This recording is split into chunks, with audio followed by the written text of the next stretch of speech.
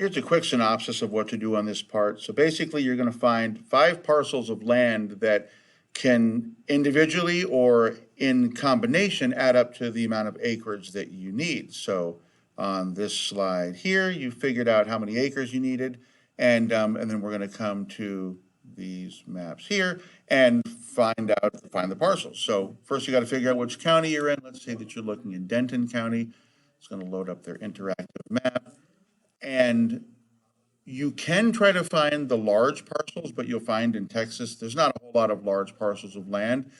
Almost all of Texas is privately owned. So the best thing to do, and probably what happens when these are actually built, is that they end up acquiring lots of parcels of land. So, for example, let's just say I'm going to come up here by this reservoir. Let's look on this peninsula here, see if there's anything to buy.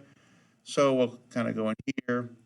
And so let's say I look here, I got this one, this one, this one, this one. There's 4, and maybe I'll even add this one here. So maybe these could be my 5. So what I would do is if I thought these were the 5 that I could buy, then I could click on here, and then I'm going to go to the CAD site. And this is where I'm going to get the information that I need for the sheet. So the sheet, of course, looks like this. I want to put the acres, the value, and the URL. So where I get that information from is right here. The URL is just the website address at the top, and I paste that in right there. The value, that's a little bit hard to find sometimes, because if you click value, it's probably going to show NA, because it's trying to find 2022 value. They haven't figured that out yet, so we probably have to find the value in the history. And here, there we go, it's 835,870. So I'll go here and I'll go 835,870. There we go. That's right. And then how many acres is it?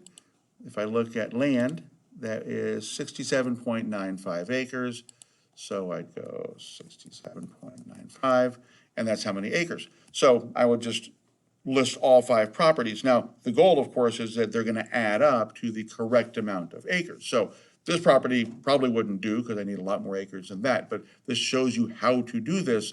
And if you could find maybe 2 properties that add up to it, that's good. If you find all 5 that you need to add up to the amount of acreage, that's fine as well. And you just fill this out and with the values, and that's how you do this piece of it. Good luck.